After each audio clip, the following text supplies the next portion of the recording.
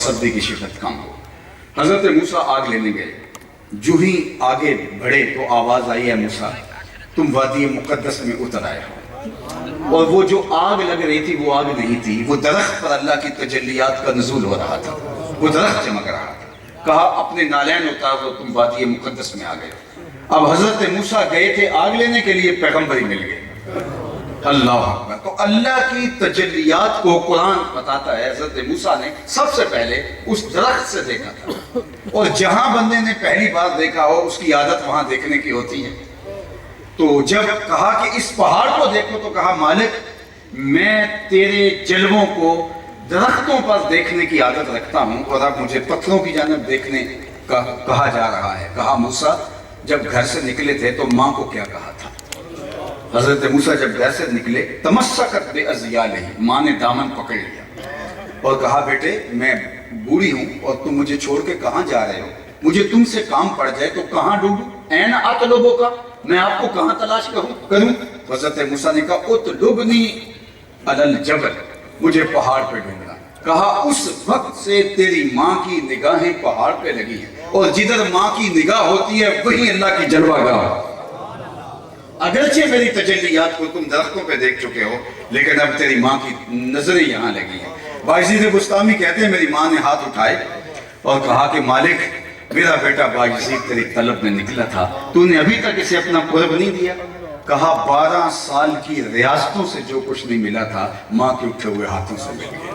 तो जिधर माँ की निगाह होती है वही अल्लाह की जलवागाह होती है। इंसान बूढ़ा भी हो तो माँ की कमी को इस शिद्दत के साथ महसूस करता है कि कोई और कमी उसको इस तरह महसूस नहीं होती जिस तरह माँ की कमी महसूस होती है।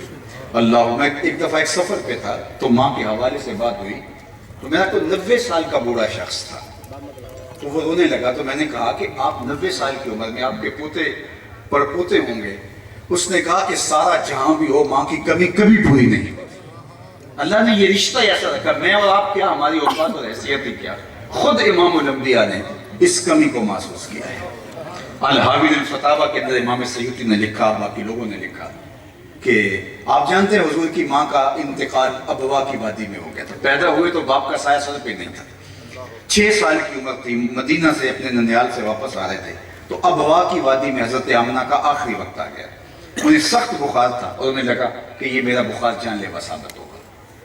सीरत की सबसे पहली किताब असीरत नबविया इब्न हिशाम ने ये सारा वाक़या तफसील से लिखा है। तो हजरत आमना ने फिर उस वक्त हुजूर से कोई कलाम करना चाहा, हुजूर के सर पे हाथ रख दिया और चाहा कि मैं कोई आखिरी बातें अपने बेटे से करूं।